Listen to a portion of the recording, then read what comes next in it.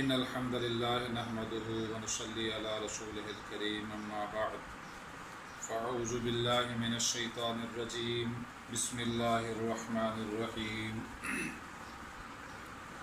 وقال الشيطان لما قضي الأمر إن الله وعدكم وعد الحق ووعدتكم فأخلفتكم وما كان لي عليكم من سلطان إلا أن دعوتكم فاستجبتم لي فلا تلوموني ولوموا أنفسكم ما أنا بمصرخكم وما أنتم بمصرخي إني كفرت بما أشركتمون من قبل إن الظالمين لهم عذاب أليم اللهم صل على محمد وعلى آل محمد كما صليت على إبراهيم وعلى آل إبراهيم إنك حميد مجيد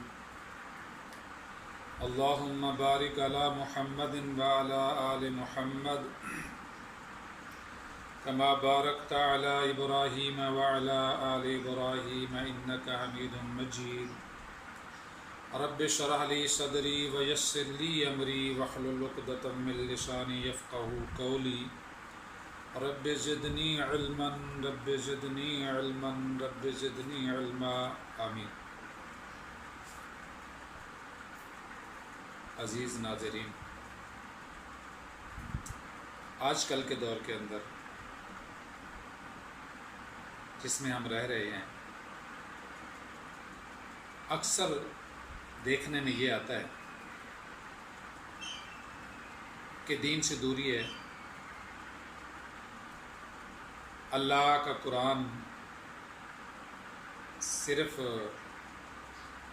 رمضان میں پڑھا جاتا ہے، سنا جاتا ہے، اور حدیث رسول صلی اللہ علیہ وسلم کے بارے میں تو اب کوئی شوق اور محبت نظر نہیں آتی۔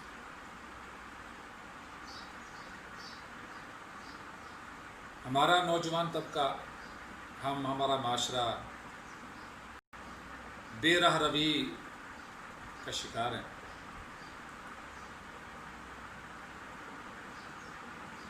اور عموماً اپنی تمام غلطیوں کو یہ کہہ کر مطمئن ہو جاتے ہیں کہ شیطان لعین ہے، شیطان نے ایسا کر دیا، شیطان نے گمراہ کر دیا، شیطان نے تباہ کر دیا۔ اللہ تبارک و تعالیٰ نے سیدنا آدم علیہ السلام کو جب اس دنیا میں بھیجا تو صاف لفظوں میں فرمایا ان الشیطان لکم عدو مبین، شیطان تمہارا کھلا دشمن ہے، لکم تمہارا، تم سب کا، تیری بیوی کا، بچوں کا، تمہارا کھلا دشمن، اور وہ دشمنی کرتا بھی ہے، اس میں کوئی شک نہیں۔ اس نے اللہ تبارک و تعالیٰ سے کہا تھا کہ میں تیرے بندوں کے راستے پہ آ جاؤں گا اور انہیں گمراہ کروں گا، میں سیدھے راستے سے انہیں ہٹاؤں گا۔ قرآن مجید ایک ایسا نصاب ہے جس نے سب کچھ کھول کر بیان کر دیا کہ شیطان تمہارا ازلی اور تمہارے باپ کا، تمہاری اولادوں کا دشمن ہے، وہ تمہاری عزت کا دشمن ہے، تمہارے مال کا دشمن ہے، وہ تمہیں نقصان کرائے گا، تمہیں قتل پر آمادہ کرے گا، گالیوں پر آمادہ کرے گا، غیبت پر آمادہ کرے گا، چغلیوں پر آمادہ کرے گا، وہ ہمیشہ تمہیں نافرمانی کی طرف آمادہ کرے گا، اللہ کی بغاوت اور اللہ کی نافرمانی پر بغاوت آمادہ کرے گا۔ لیکن ساتھ ساتھ یہ بھی بتا دیا کہ شیطان اس سب کچھ کے باوجود تمہارا ساتھی نہیں رہے گا۔ نبی کریم صلی اللہ علیہ وسلم کی دشمنی میں جب کفار مکہ اندھے ہو گئے، شیطان کے کہنے پہ اندھے ہو گئے، شیطان نے خوب بھڑکایا، اور یتیم محمد صلی اللہ علیہ وسلم، وہ یتیم ہے، غریب ہے، مکہ چھوڑ دیا تمہارے ڈر اور خوف کی وجہ سے، اب مدینہ میں بیٹھ کر وہ کیسے آسان زندگی گزار سکتا ہے؟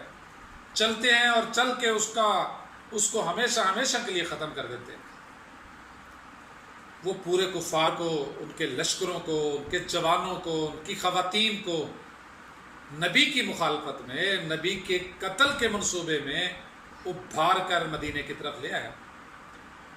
اللہ تبارک و تعالیٰ نے جب اپنے پیغمبر حبیب کبریا، اپنے محبوب کی مدد کی، ان کے ساتھیوں کی مدد کی اور فرشتے اتارے، تو وہ بھاگ گیا، میدان سے بھاگ گیا۔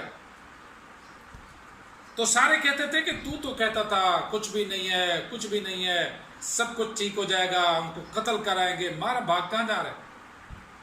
تو وہ کہنے لگا انی ارا ما لا ترون، جو میں دیکھ رہا ہوں تم نہیں دیکھ رہے، انی اخاف اللہ، میں اللہ سے ڈرتا ہوں، میں اللہ سے ڈرتا ہوں کہ اللہ تبارک و تعالیٰ اس عذاب میں مجھے ختم نہ کر دے۔ شیطان ڈرتا ہے اللہ سے، لیکن اس کے باوجود ایمان والے کو اللہ کے ڈر سے دور رکھتا ہے۔ ایک اور مقام پر اللہ تبارک و تعالیٰ نے فرمایا شیطان انسان کے پیچھے لگا رہتا ہے، لگا رہتا ہے، لگا رہتا ہے، یہاں تک کہ انسان سے کہتا ہے تو اللہ کا کفر کر، تو اللہ کی انکار کر، تو اللہ کی بغاوت کر، تو اللہ کی نافرمانیاں کر۔ فلما کفر، جب انسان کفر پر آمادہ ہو جاتا ہے، جب انسان بغاوتیں کرنا شروع کر دیتا ہے، جب انسان نافرمانیوں پر اتر آتا ہے، تو وہ اسے چھوڑ کے چلا جاتا ہے اور کہتا ہے میں ڈرتا ہوں اللہ سے، انی اخاف اللہ، مجھے اللہ کا خوف ہے، مجھے اللہ کا ڈر ہے کہ کہیں اللہ تبارک و تعالیٰ کا عذاب تیرے اوپر ہے اور اس میں بھی گھسم نہ جاؤں۔ اللہ تبارک و تعالیٰ نے سورہ ابراہیم کے اندر فرمایا وَبَرَزُوا لِلَّهِ جَمِيعًا، جب سب کو ہانک کے، چھوٹے بڑے جن انسان سب اللہ تبارک و تعالیٰ کے سامنے لائے جائیں گے۔ فَقَالَ الضُّعَفَاءُ لِلَّذِينَ اسْتَكْبَرُوا مِنْكُمْ إِنَّا كُنَّا لَكُمْ تَبَعًا، تو کمزور لوگ، اعتقاد کے کمزور، عقیدے کے کمزور، سوچ کے کمزور، پیچھے لگنے والے، لوگوں کے پیچھے چلنے والے کمزور لوگ کہیں گے انا کنا لکم تبعا، ہم تمہاری اتباع کرتے تھے، ہم تمہاری فرما برداری کرتے تھے، تابع داری کرتے تھے، ہم تمہارے پیچھے چلتے تھے، ہم تمہیں فالو کرتے تھے۔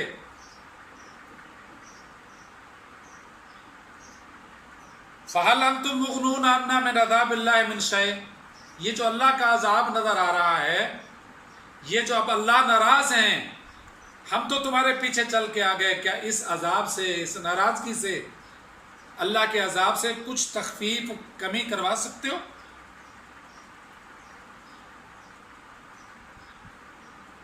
قَالُوا لَوْ هَدَانَ اللَّهُ لَهَدَيْنَاكُمْ، تو وہ بڑے کہیں گے، وہ بڑے جن پر شیطان کا بھرپور حملہ ہوگا، وہ بڑے کہیں گے، وہ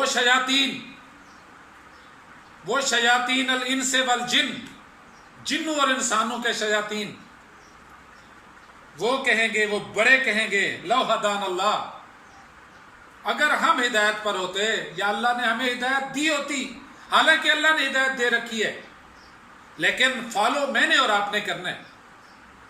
اللہ نے ہدایت اتاری ہے اور کہا ہے سیدنا آدم علیہ السلام کو اما یأتینکم منی ہدا فمن تبع ہدایا فلا خوف علیہم ولا ہم یحزنون، ہم ہدایت کو زمین کو ہدایت سے بھر دیں گے، ہم ہدایت جاری کریں گے، ہم ہدایت نازل کریں گے، ہم ہدایت تمہیں دیں گے۔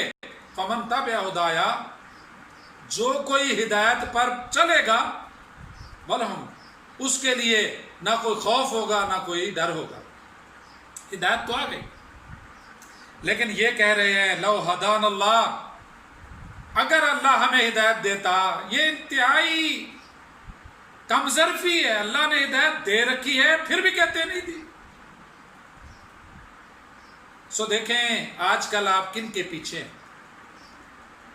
ان لوگوں کو دیکھیں جو ہدایت پر ہیں، اور ہدایت کیا ہے؟ اللہ کا قرآن ہدایت ہے۔ ہدایت کیا ہے؟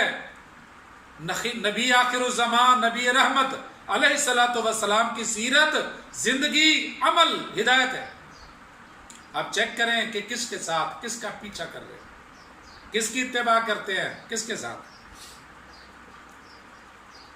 فرمایا وہ کہیں گے لو ہدان اللہ لہدیناکم، ہم تمہیں سیدھے راستے پر لے کے اس لیے نہیں چلے کہ ہمیں سیدھا راستہ ملا ہی نہیں۔ سواء علینا جزعنا ام صبرنا ما لنا من محیص، اب ہم دونوں کے لیے، ہمارے لیے بھی اور آپ کے لیے بھی جو ہماری تابع داری کرتے آئے، جو ہمیں فالو کرتے آئے ہو، سواء علینا اجزعنا ام صبرنا، ہم سب پر برابر ہے کہ ہم جزا فضا کریں، واؤ ویلا کریں، چیخو پکار کریں، آہو پکا کریں، روئے دھوئیں یا چپ رہیں یا صبر کریں۔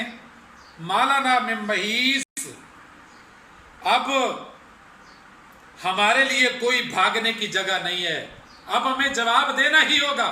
اور پھر یہ سارے جمع ہو کر کہیں گے، شیطان کے سامنے آئیں گے، اپنا کلیم کریں گے۔ بہت سارے قرآن مجید میں ایسے مقامات ہیں، کلیم کریں گے اور شیطان کیا جواب دے گا؟ وقال الشیطان، اور شیطان کہے گا لما قضی الامر، جب فیصلہ کر دیا جائے گا، جب ان پر عذاب کے تھپیڑے انہیں نظر آئیں گے، تو شیطان انہیں کہے گا ان اللہ وعدکم وعد الحق، اللہ کے وعدے سچے تھے، اللہ کے وعدے سچے تھے کہ اللہ کو ایک مانو، یکتا مانو، طاقتور مانو، غوث مانو، بگڑی بنانے والا مانو، اللہ کو سب کچھ مانو۔ رزق وہی دیتا ہے، زندگی وہی دیتا ہے، ہدایت وہی دیتا ہے، موت اسی کے اختیار میں ہے، زندگی اسی کے اختیار میں ہے۔ اللہ کے وعدے کہ اگر تم ایسی توحید پر چلو گے، میں تمہیں جنت بھی دوں گا، میں تمہیں عزت بھی دوں گا، دنیا میں تمہارا مقام بھی بلند کروں گا، تمہارے مرتبے بڑھاؤں گا، اور تمہیں نبی آخر الزمان علیہ الصلوۃ والسلام، نبی رحمت علیہ الصلوۃ والسلام کے ہاتھ سے جام کوثر بھی پلاؤں۔ وہ وعدے سچے تھے۔ وَوَعَدتُکُمْ فَأَخْلَفْتُکُمْ، میں نے جو دھوکے دیے تھے، جھوٹ پر مبنی وعدے کیے تھے، آج میں اس کی خلاف ورزی کر رہا ہوں، میں اس پر پورا نہیں اتر سکتا۔ وہ سب جھوٹ پر تھے، وہ غلط تھے، آج وعدہ خلافی ہے۔ وَمَا كَانَ لِي عَلَيْكُمْ مِنْ سُلْطَانٍ، ارے سارے جو مجھے کہہ رہے ہو، میرے پاس کوئی دلیل تھی بمقابلہ قرآن کے 30 پارے، نبی کریم صلی اللہ علیہ وسلم کی معتبر ترین 23 سالہ زندگی، صحابہ کرام علیہ الصلوۃ والسلام کی، صحابہ کرام رضوان اللہ اجمعین کی بہترین سیرت جو نبی کریم صلی اللہ علیہ وسلم کی بتائی ہوئی ہے، اس کے مقابلے میں میری کیا دلیل تھی؟ اور دوسرا، سلطان کا مطلب ہے زور، طاقت، جبر۔ میں کس جبر سے، کس زور سے، کس طاقت سے تمہیں منواتا رہا، بتاؤ تو صحیح۔ الا ان دعوتکم، بات تو سادی سی ہے کہ میں نے تمہیں صرف آواز دی، دعوت دی، برائی کی، جھوٹ کی، غیبت کی، چغلی کی، قتل کی، حرام کھانے کی، میں نے تو تمہیں صرف دعوت دی۔ فاستجبتم لی، تم تو پہلے انتظار میں بیٹھے تھے، بھاگے بھاگے آئے، خوشی بخوشی اسے قبول کیا، سب کچھ چھوڑ دیا۔ خالق کی مخلوق ہونے کے ناطے تم نے یہ خیال بھی نہ کیا کہ ہم اللہ کی مخلوق ہے، وہ ہمارا خالق ہے۔ مالک کی مملوک ہونے کے ناطے تم نے اپنے مالک کا خیال بھی نہیں کیا۔ رازق کی مرزوق ہونے کے ناطے رب نے تمہیں رزق دیا اور تم اس کا کھاتے تھے، پھر بھی تم مجھے پوچھتے تھے، تم میرے پیچھے چلتے تھے، تم میری دعوت کو قبول کرتے تھے، اور قرآن مجید صرف حلف اور قسم کے لیے رکھا ہوا تھا۔ ما کان لی علیکم من سلطان، میں نے کسی دلیل کے ساتھ تمہیں نہیں بلایا، میں نے تمہیں کسی جبر اور طاقت کے ساتھ نہیں بلایا۔ الا ان دعوتکم فاستجبتم لی، میں نے تمہیں دعوت دی، میں نے تمہیں آواز دی، پکارا، تم نے قبول کر لی۔ فلا تلومونی ولوموا انفسکم، آج خود کو ملامت کرو، مجھے برا بلا نہ کہو، مجھے ملامت مت کرو، میرا گلہ مت کرو اپنے آپ کو۔ اور اللہ قرآن میں کہتے ہیں کہ پھر انسان اس دن اپنے ہاتھوں کو کاٹے گا اور کہے گا ہے کاش مجھے اللہ اور اس کے رسول کے راستے پر چلتا اور میں کسی اور کے راستے پر نہ چلتا۔ انی کفرت بما اشرکتمون من قبل، میں انکار کرتا ہوں، میں رد کرتا ہوں تمہارے شرک کو جو تم مجھے اللہ کے ساتھ شریک کرتے آئے۔ بما اشرکتمونی، تم مجھے شریک کرتے آئے، میری کوئی حیثیت نہیں تھی، پھر بھی اللہ کے مقابلے میں میری باتوں کو ترجیح دی جاتی تھی۔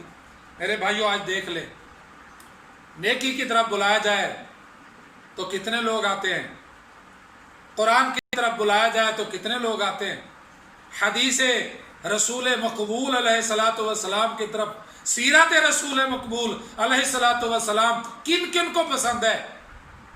غیروں کو، ان کی رسموں کو، ان کے لباسوں کو، ہندوؤں کی رسمیں، غیروں کی رسمیں، یہود اور نصارہ کی زندگی کس کو پسند ہے؟